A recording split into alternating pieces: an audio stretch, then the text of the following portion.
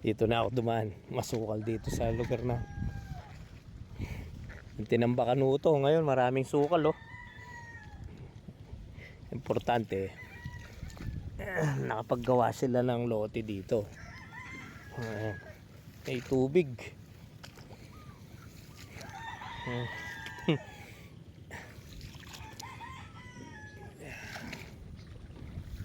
Kailangan mag-grass cutter to minsan.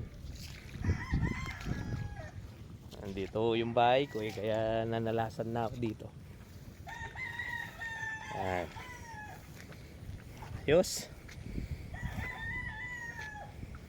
Kailangan makapag-grass cutter dito para malinis tignan.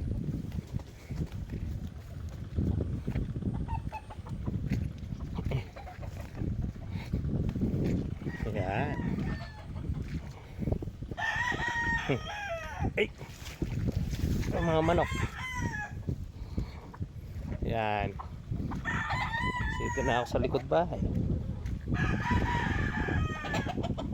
Okay. Ano tayo dito? Go, go, go.